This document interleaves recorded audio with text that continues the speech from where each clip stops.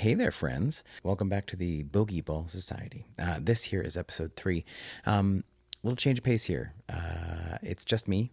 Hayes is long asleep. It's late here in LA, and I thought it would be rude to wake him up just to do an intro when I could do it myself. I just wanted to let you guys know we changed our logo. We updated it. We've got a new slogan: "Dudes, Dads, Duffers," because even given our best intentions, we are often not very good. In this week's episode, we dove into our off-season plans, what the goals are for the upcoming season, and how we plan on accomplishing those. I'll see you back here in a little bit, right after the episode, and we'll just, we'll catch up. We'll wrap. We'll talk. All right. I'm going to stare at this Christmas tree. Yeah. Look at that bad boy. It's looking good.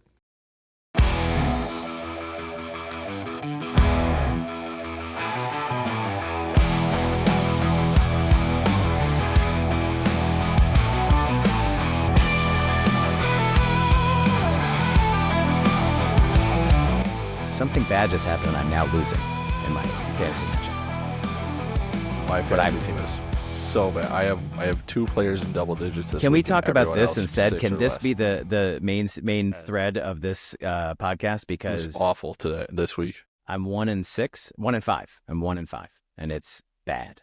Would you I'm like 2 to and play in 4. my big money league next year, Matt? I would love that. Thank you. Thank you for the offer.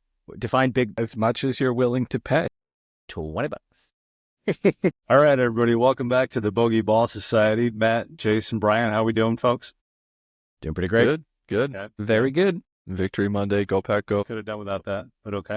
Are you guys working on a beverage tonight, or what's the beverage plans tonight? Brought to you by Miller High Life tonight in Wisconsin. Hey, That's the champagne of beers. It sure That is. is. it sure is. They can only call it Miller High Life if it's made in like a garbage barrel, right? I think that's That's how they where make it gets the champagne flavor from. That's Yep. right. Exactly. That's right. Yeah. Precisely.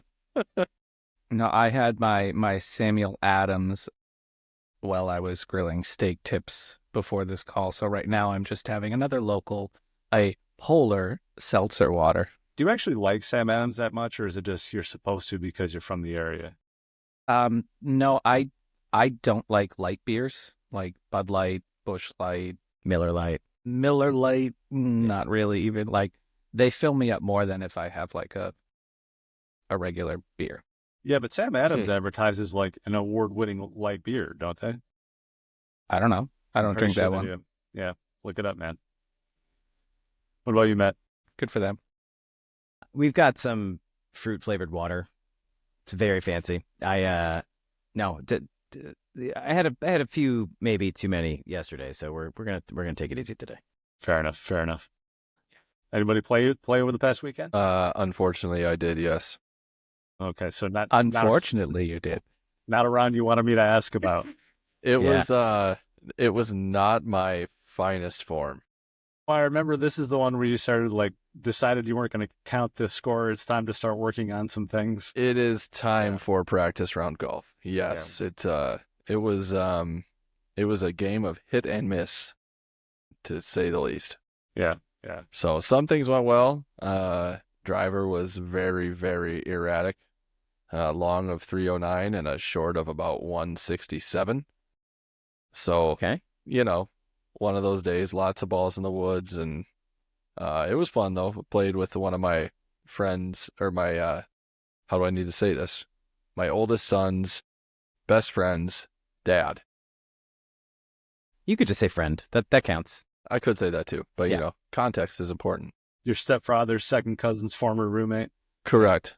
And you know what? That's- It might have just been some in the air, because he played the day before, single digit, good golfer, shot an 81 with 7 3-putts, and Wow. neither of us. I think we had a combined 2 pars through 9 holes on Sunday. It was Yeah. unbelievable. Just not a good day. So you brought him down.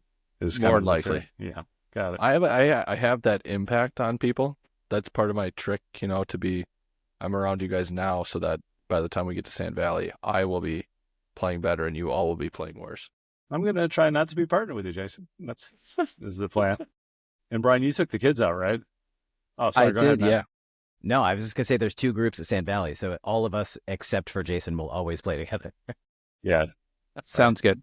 My plan is Yeah. to pair. I want to pair Jason and Bryan up at all times, just so I can look at the foot disparity and height between them, and then giggle about that the whole time. It is true. It's fine with me. Yeah. There is a literal foot difference, isn't there? Yeah, I'm 5'4" That's and he's incredible. 6'12", I think. We say 7 feet when you hit 12, Bryan. You can just I round was that over to hoping the somebody next whole picked number, that up. buddy.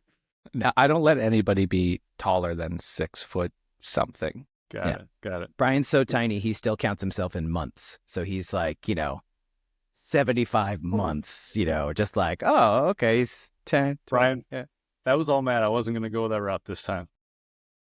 Quite all right. I can Come on, handle it. yeah, I can there handle we it because when we played golf together, I was about 30 yards in front of him, so it's fine. Oh, yeah, 100%. Oh, Yeah. Yeah.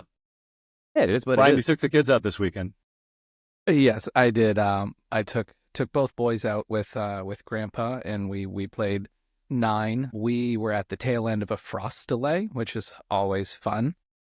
So it made for a little bit of a hectic round, especially with the two boys kind of being like, "Okay, guys, come on, guys." Like, So Go how hit warm your shot. was it when you teed off?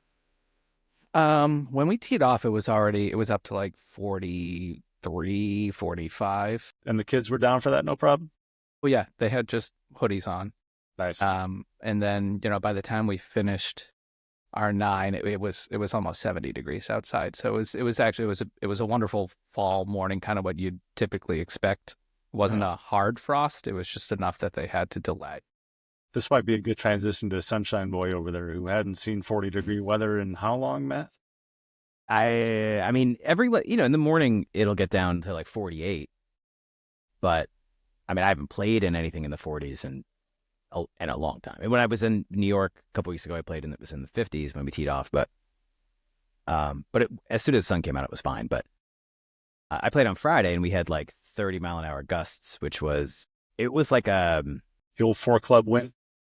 honestly, it wasn't even that it affected the ball as much as it affected my head. Like putting with that much wind, with that much debris on the green, I couldn't get past it. I just kept thinking like it's going to hit everything. Then I kept trying to clear the green of every little piece of thing, and I was like, this is ridiculous. And I had 1 3-putt, so I didn't putt badly, but I didn't make anything at all. I just everything was like super. I had a birdie putt on 18 after a really good 5-iron, and I swear it like looked in the hole as it went past and was just like, this not today. We're not doing that for you. So yeah, it was just one of those rounds. It wasn't bad in any way. It just wasn't good either. Well, it's interesting. You talk about that. We are gonna talk about off seasons, right? We spent the last few episodes talking about kind of the state of our game and stuff like that. But it's October, late October, mid to late October, really, right? And for most of us, Matt, that means the weather's turning and we're not gonna be able to get out as much anymore. But you don't really have an off season, do you? Not really. We get a rainy season.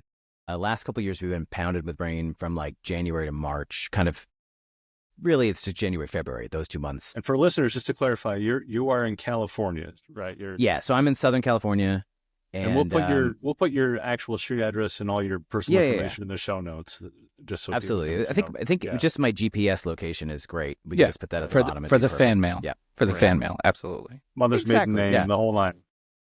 Exactly. But no, we get a lot of rain, and when that happens, it's you can still play. Most of the courses are pretty well designed for that. They drain away and stuff. But there's a few courses that are sort of on the local side that don't drain very well. And what ends up happening is you end up with like any kind of natural like stream aspect ends up overflowing and then becoming a pretty serious problem. So we had a couple of courses that closed for a couple of weeks because they just I'm sorry, that was a bummer.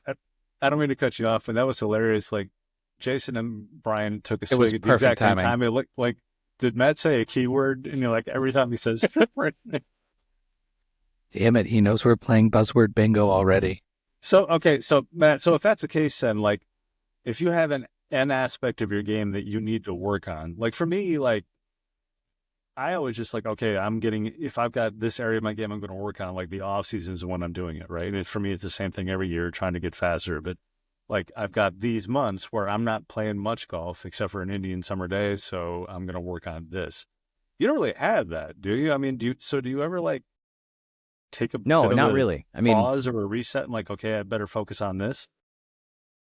in the past couple of years, I've taken a few Fridays. So like I work Sunday to Thursday, so Friday's my golf day, and I've taken a couple of Fridays and not played and just practiced for the like 3 or 4 hours that I would normally be playing.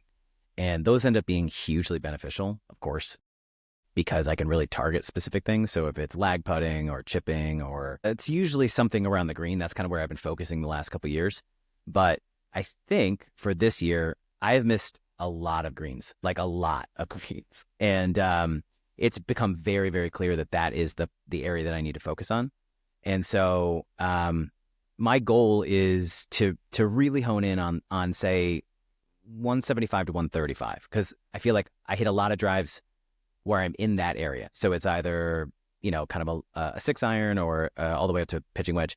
6 irons to 135 club? Yes, absolutely. Right. The 3-wood, if it goes 175, oh, that's a good day. But no, but those sort might of get on this par 3 and 2. Exactly. We do have quite a few. There's a couple of par 3s that are 230, 240, and it just feels cruel. I don't love that shot, because that's everything I've got usually with either a 5-wood. It's sort of in between a 5-wood and a 3-wood, and you got to hit It's it definitely not an perfectly. iron for any of us, right? I mean, that kind of distance is, I hope not. yeah. I mean, I guess I should celebrate your victories, but also please don't hit an iron into a 230-yard shot. Not yet, anyway. Maybe with the 30-mile-an-hour wind you were playing in. Right. Well, I will say, so I hit one drive on back-to-back holes. One was directly into the wind, and it went 210 yards. And I was very demoralized when I got to the ball and realized it's a short par 4, but it's a massive uphill. So you hit it basically down into this gully, and then you got to hit it up and carry it all the way up on top of the hill. And then the very next hole, you tee off from that same platform, like over one, obviously not from the green. And then you go back down the gully, but then the green is now lower than you are. And so with the wind, I just launched one and I hit it. I think it was 314 is where it ended up. So it made me laugh that there was 100-yard difference between, and they were basically the same shot. It wasn't like I, went after one and not the other. But yeah, the wind, it's definitely and actually there were guys on the green, and I may have irked them. I didn't think I had any chance of getting there. And Wow. yeah, I didn't land on the green. Still, I You think hit into them. if I was them on the green, I'd have been like, what the hell? What are you doing? Well, then we got the polar opposite of that, right? So, Matt, I mean, you have no off season. Jason, you have like almost no season, right? I mean, your season's over in about a month. Yeah, a month will be generous. Actually, no, a month is a guaranteed not to happen. No kidding. So That's soon. the very last day my club will stay open is the Sunday before Thanksgiving. But it is strictly weather dependent. So last year we had an easy fall.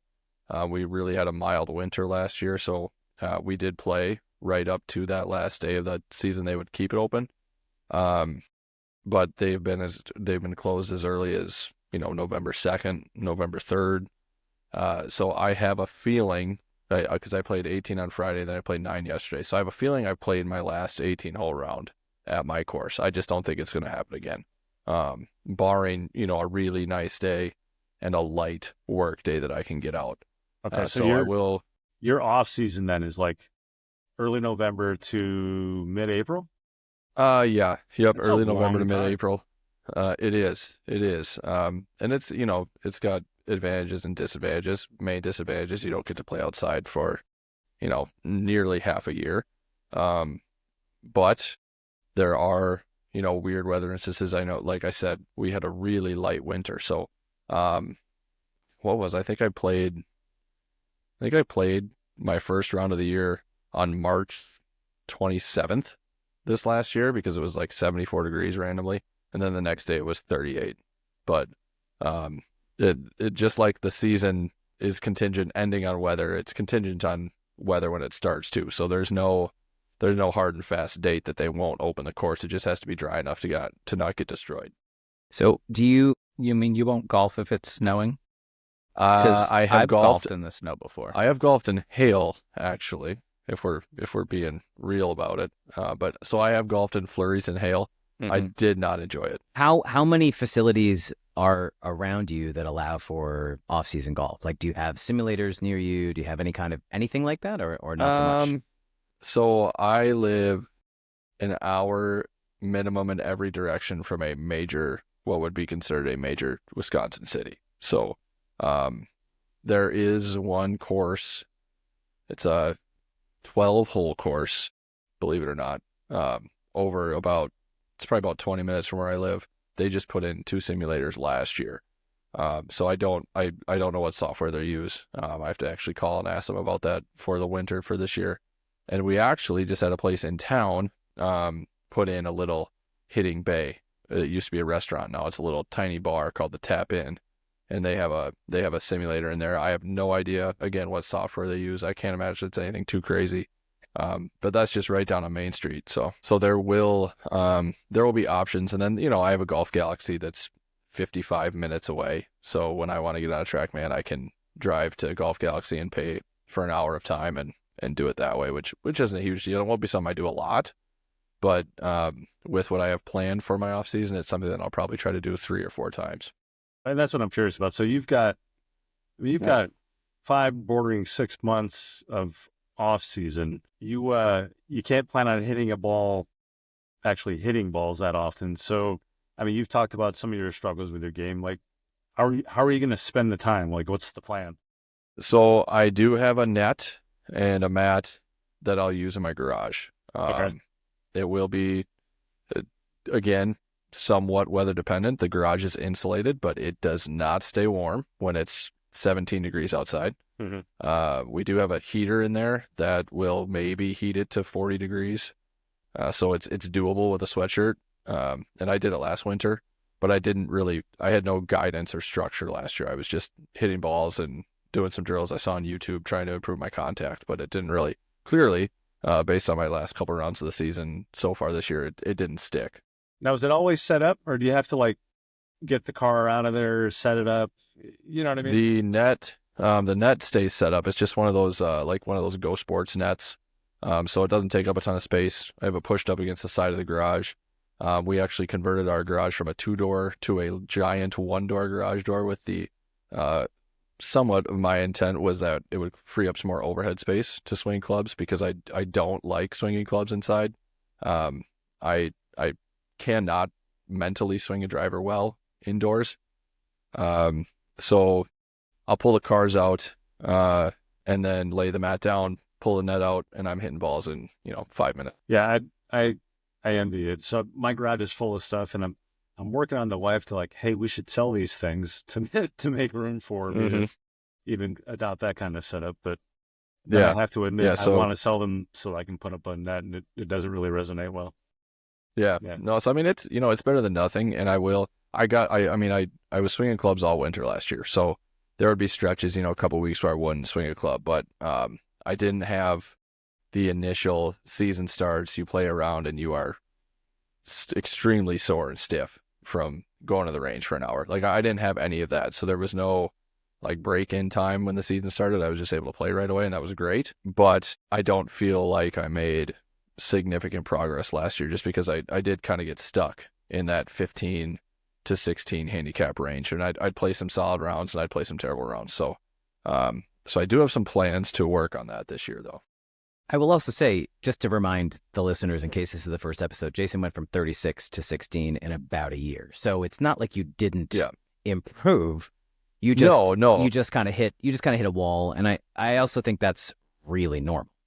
Mm-hmm. Yeah, I mean, I feel like everybody I talk to has if it's 90, they can't get past 90, and then it's 80, and it's the same thing. Mm-hmm. It's like you play up to a limit, and then all of a sudden you break through. So I think that's coming. I just think you made a huge bunch of strides in a year. It's incredible. Yeah, it was a big stride from where I was at the beginning of 2023 to now. I mean, I remember initial conversations with Bryan where I was at, that 30, 26, and I was in my head, I was like, one of my season goals is like to get to a 15. And I remember at the time thinking, man, if I could just be a 15, like I'd be good with that. And then I got to it. I'm like, no, this is not enough.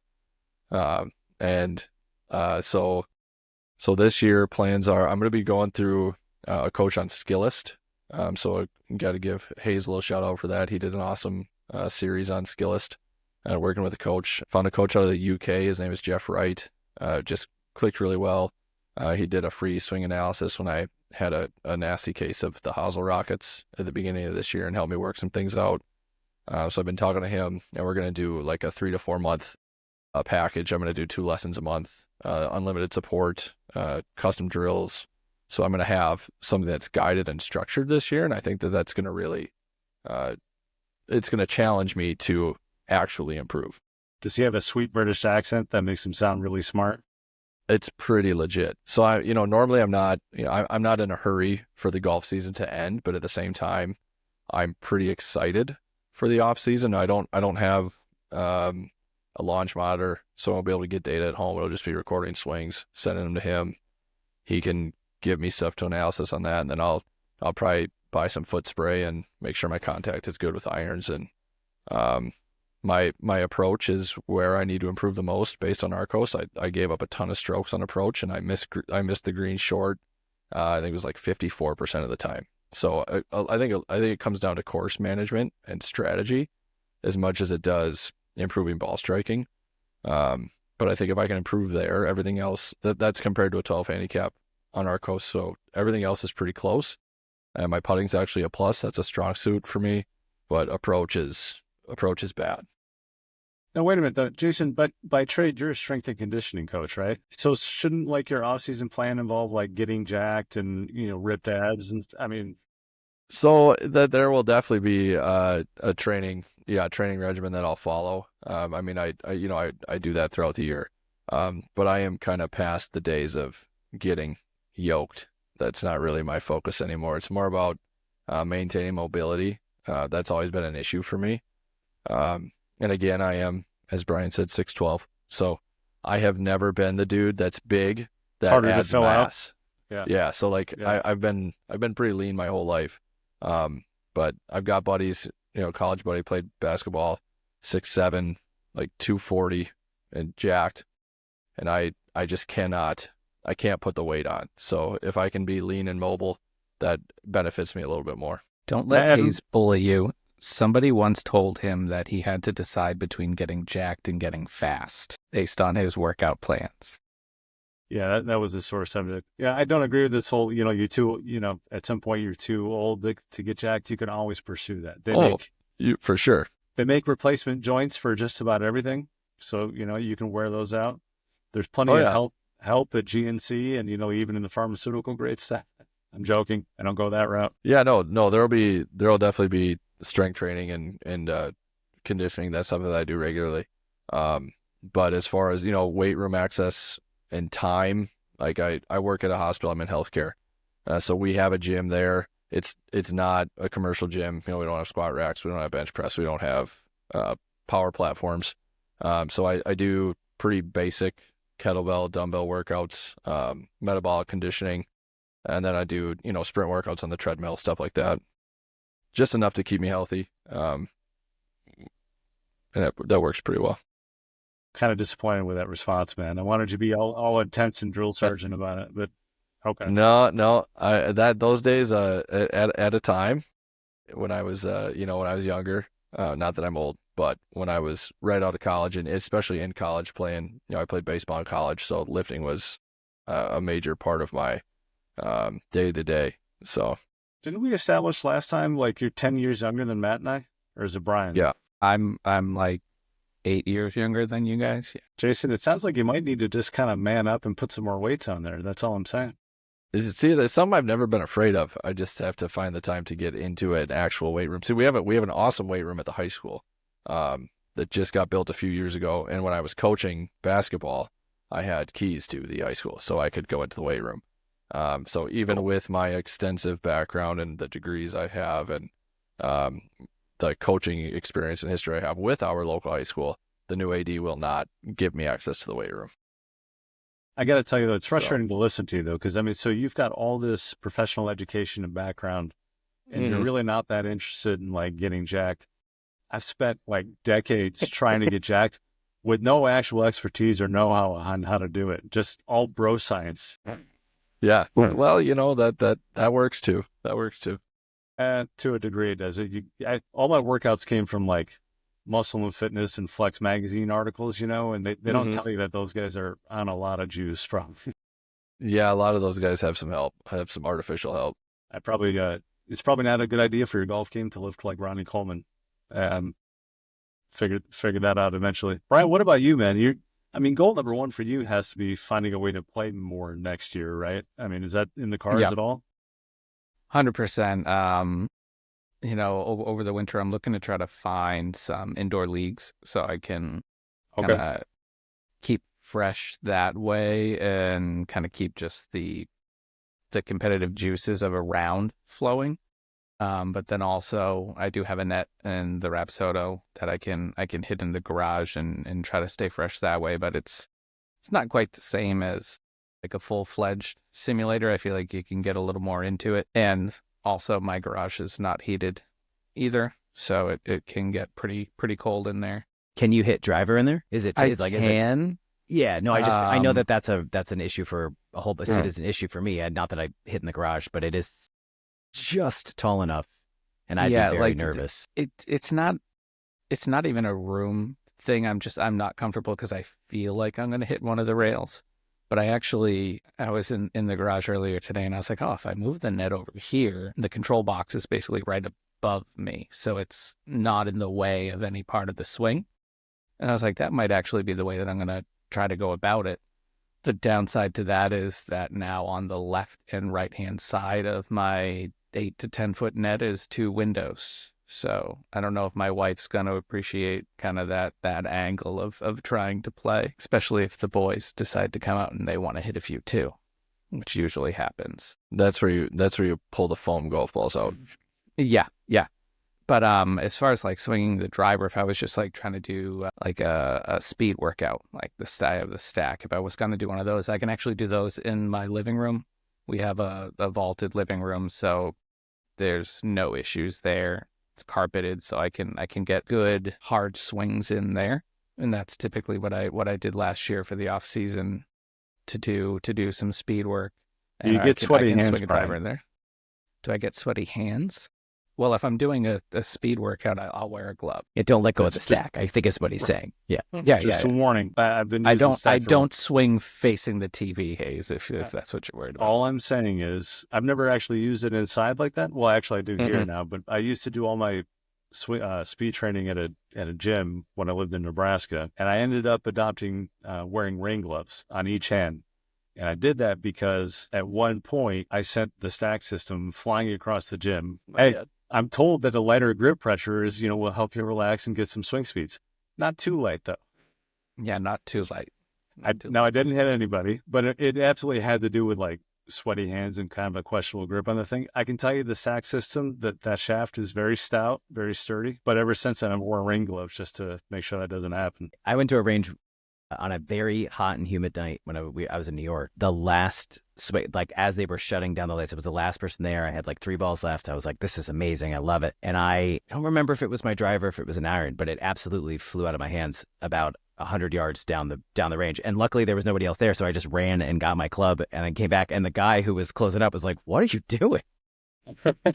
Sweaty hands, man. I saw this free club out there. Yeah, exactly. But yeah, so outside of that and trying to just keep the swing fresh, I know I need to work on my physical fitness overall. My Apple Watch likes to yell at me that I'm not physically fit. Now we're talking. This is what I wanted from you, Yes. Jason. But okay, I guess I And got you, Brian. yeah. No, I know I have I'm probably going to be starting up some of the Fit for Golf workouts. Nice. I have dumbbells and bands, so I have enough to get going there. And really just seeing if that can be a key to help unlock mobility and maybe get some swing speed just from, being in overall better health. Do you do like any mobility work right now, or much of any? Yeah. My That 5-year-old sounded like, do you daughter. do anything? Do you do anything? My 5-year-old daughter likes me to swing her up and down. Yeah. She calls it monkey. Yeah. Where we go on the roller coaster. Yep. So things like that. Yep. No, mostly just like playing around, play football with the kids or something like that in the yard is a lot of what my workouts would be considered right now. I mean, I'll talk about it more, of course, but like for my own I'm a big Fit for Golf fan. I use his original app. I use 2.0, and he's not shy about telling you, like, just doing the 10-minute warm up of mobility Mhm. exercises, that alone is going to make a huge difference. Yeah. Just in range of motion in your hips and lower back and stuff. So I'm excited to hear this. Yeah. Yeah, and I can like my back is super tight like all the time now. I know I sit down way too much for work and don't get moving around enough. So like I'll be working during the day, go to take a break and just like go swing like a club 10 times, and that helps like make my back feel better. But I know I need another level. I need some actual workouts and actual I know a guy who strength wrote a training. mobility article that is easily found on the World Wide Web. I know. I'm gonna have to research that. Maybe we can post that link down in the comments for everybody to Jason, go check out that article. just so you know, when you lean into the mic, it sounds less like you and more like the voice of God.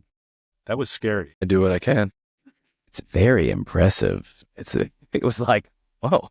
Yeah. Wow. That's I when could when you hear. want I to could. get when you want to get serious. You I gotta could. Yeah. come into the microphone and talk nice and low and gravelly. It's all about the effect. Yeah. It's like I can hear how tall you are when you lean in like that. So when you're doing the strength and conditioning thing, is that what you do? You lean in like, work harder. No, the strength and conditioning voice is a little different, and it's a little more aggressive. And the strength and conditioning persona is very different than the one sitting at this microphone. Is it more like Richard Simmons-ish? You know, like Yes, same outfit, same. Yep. Under Fully that hat eternal is headband. Under that hat is a full fro. Massive fro. afro. Yeah. big fro, Huge. some spangly unitards, and yeah. So Hayes, what crazy workouts are you gonna be doing this off season? We might need to launch part 2 of this. I mean, if we really want to go down that, so I mean, it's a long saga with me. I've been trying to get faster for years, but I'm guilty of some bro science workouts. So I'm finally doing Fit for Golf. How fast are you right now? What's your cruise? What's your cruise on your driver? 106.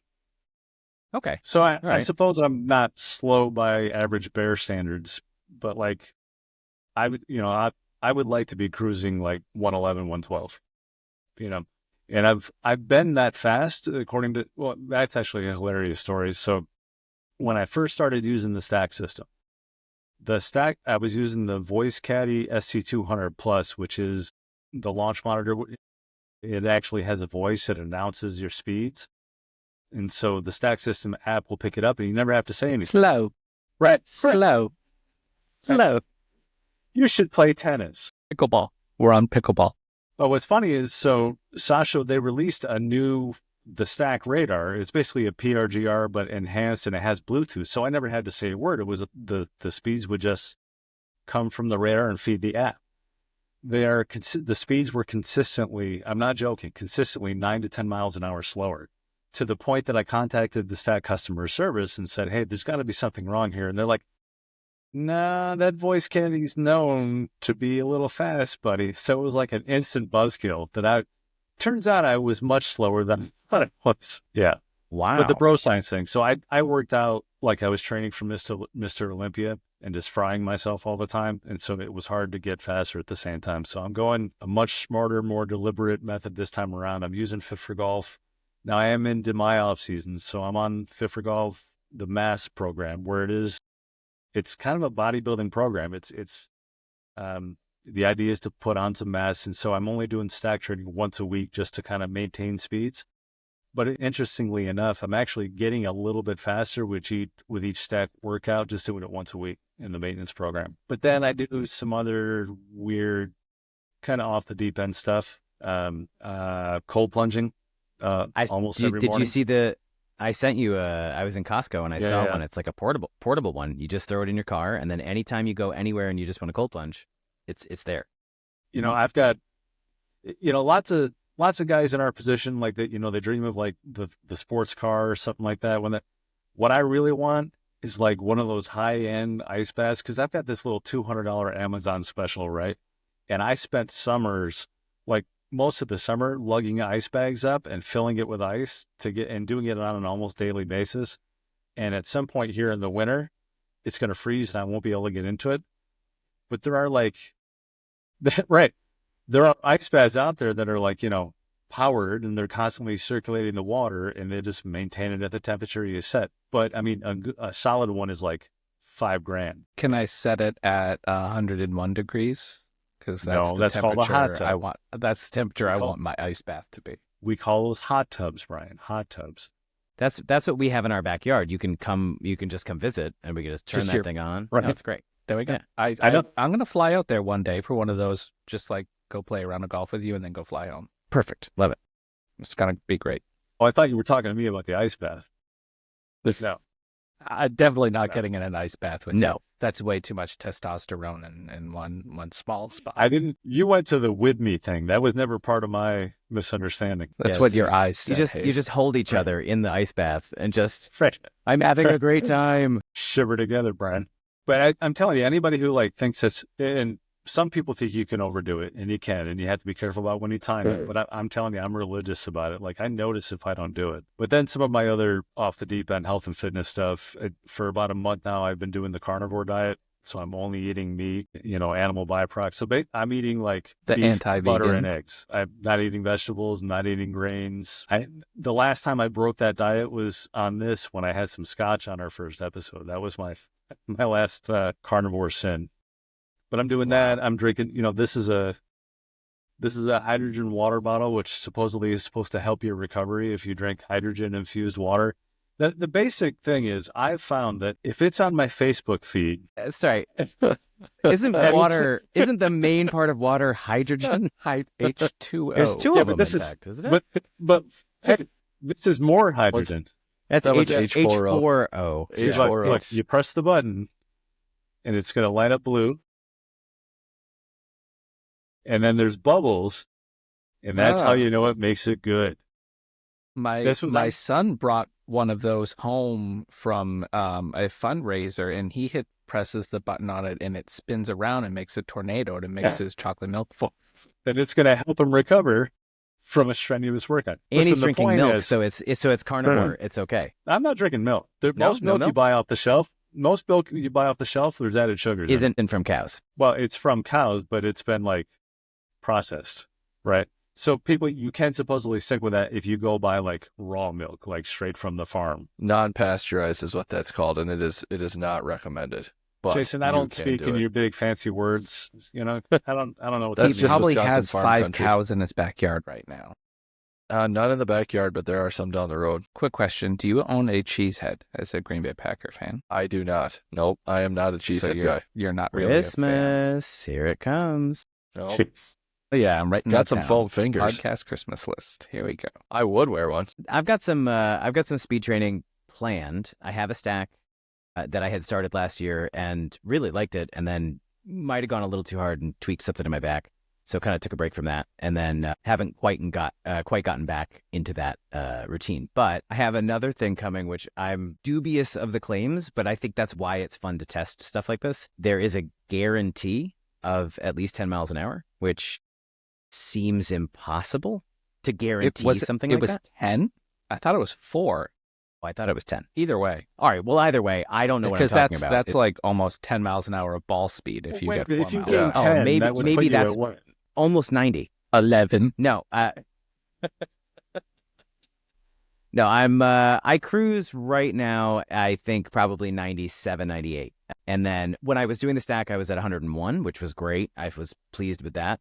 But I'd love to get up to 105, like as a base. Because when I hit it good, especially in California where there's a lot of dry fairways, I get some couple that'll roll out, to 280, 290 and stuff like that. And that's more than enough. I don't really need much more than that, but it would be great to be able to do that consistently on the average, sort of boost my average from 240 to 260 would be huge. Well, we just got done establishing you don't have an off season. Now you've got off season plans. Well, it's one of the so just like I said earlier, if you were listening, it's okay. You might not have been able to listen. There are Fridays where I won't play. like I'll go take a Friday and I'll dedicate that day to practicing something specific.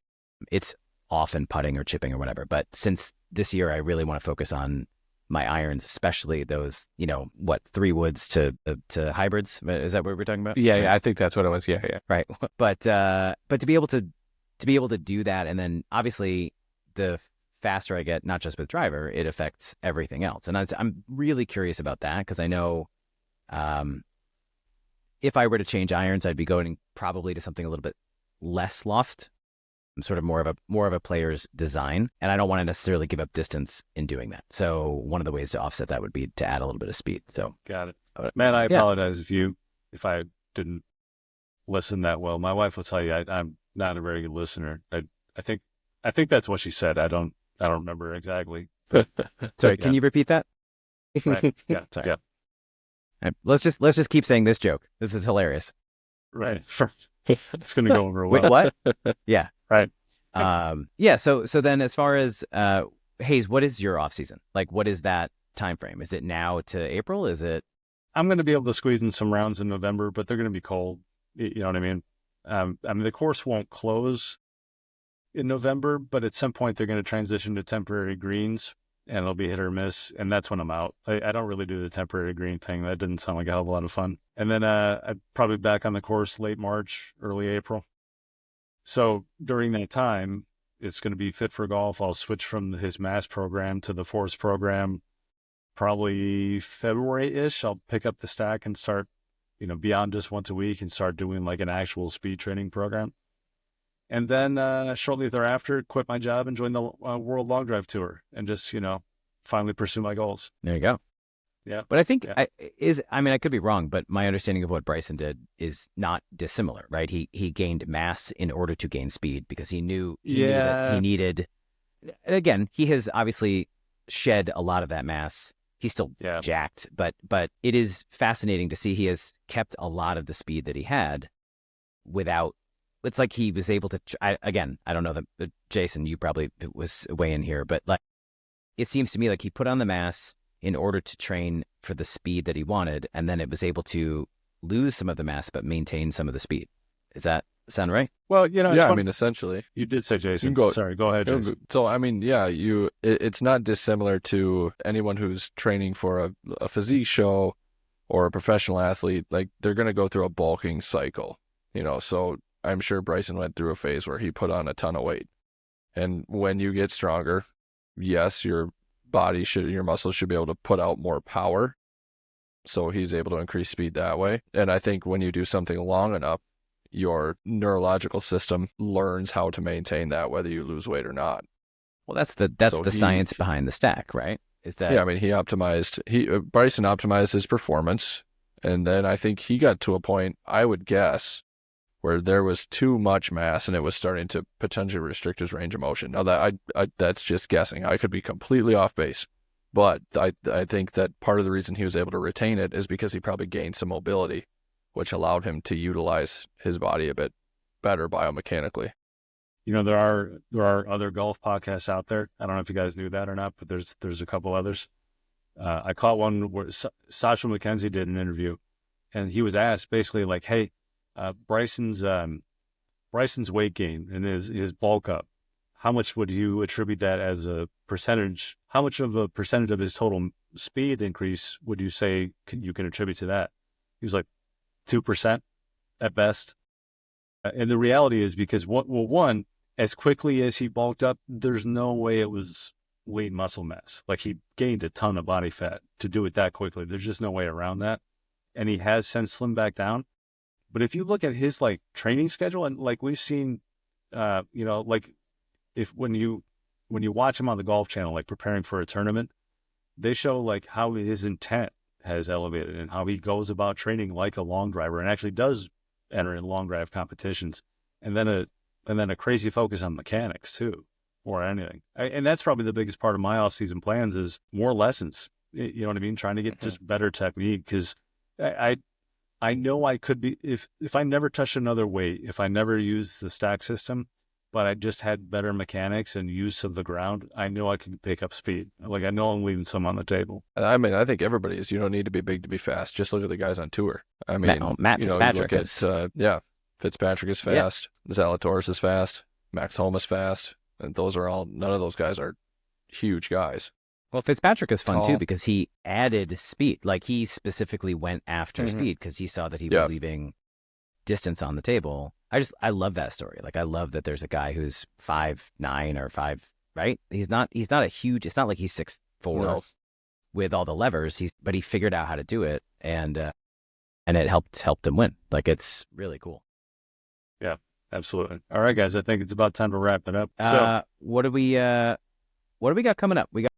I know we've talked about it, having some people on. Do we have any? we're going to have a lined up guest. official? The next Special time around, guest. we're actually going to have Mike Carroll from Fit for Golf on the podcast. Yes. He can tell me everything I'm about to do wrong. That's right. Right, And then right. if I accidentally say fat for golf, can we all please just ignore it and not point to the fat guy? There's no chance. There's no chance, right? There's no way I don't Yeah. accidentally say fat for golf and then just get big eyes. Sorry. I'm personally nervous about him coming on. I really don't want him poking his science and professional knowledge into my cold plunging and carnivore diet. I'd rather just be blissfully ignorant, but Those are going to be the first two things that I bring up. That's right. thank you, Brian. I appreciate that. No, it's going to be Absolutely. good. Mike's a good guy. And anybody who's listening, if you haven't checked out Fit for Golf 2.0, I mean, Fit for Golf was a great app. Fit for Golf 2.0 is very, very, very good. So we're going to be excited to have him on. All right, everybody, don't forget to follow us on X and Instagram. You can email us at bogeyballsociety@gmail.com. Thanks for checking in. Thanks, everybody. And I'm back. How you doing? Pretty fun, right? Good third episode. Couple of favorite parts, but you tell me in those comments below, what thing made you laugh? Because there were a couple things that made me literally laugh, like just in re-listening to the podcast. And I don't want to presume to tell you what is funny and what isn't. So you tell me what parts made you laugh. I'm very curious to see how everybody's off-season plans continue. So obviously we recorded that back in October. We are now early December. We're just releasing it. It'll actually be coming out tomorrow with the updated logo. And guys, I cannot wait for you guys to see the next few episodes. We have, or listen to the next few episodes, depending upon how you're consuming this thing. We've got Mike Carroll on tap. He is the inventor and creator of Fit for Golf, which is a spectacular app. If you've not checked it out, I definitely think you're going to want to after you listen to next week's episode. Yeah, he's a fantastic listen. So I'm really excited to get that out for you guys. And hey, thanks for listening. As always, really appreciative of you guys. And I'm going to tell you what the funniest part was. The funniest part was when Hayes brought up Ronnie Coleman, and I didn't know who Ronnie Coleman was, so I had to go Google his picture of Ronnie Coleman and then put it on the podcast. If you are only listening to the podcast, trust me that you're going to want to go to the YouTube and watch the episode. It's about a third of the way through when Hayes brings up Ronnie Coleman. Ronnie Coleman, for those of you that don't know and aren't going to go to YouTube, is an enormous human being. He's a weightlifter who he might very well be bigger than Arnold. He's humongous. So that one made me laugh because I could see on my face when we recorded, I didn't know who Ronnie Coleman was. And I realized even now, I don't know who Ronnie Coleman was. And I should just go look up Ronnie Coleman. And so I did. I just want to take a second and with the Christmas tree behind me and just let you guys know how grateful we are for anybody who has listened to the first two episodes, listened to this third episode. It really means a lot to us. We're just four guys who really like hanging out and really like talking golf, and to be able to find any kind of audience for this thing is pretty spectacular. So thank you for listening. Happy December. And I cannot wait for you to hear the next few episodes. They're really spectacular. All right. Have a great one.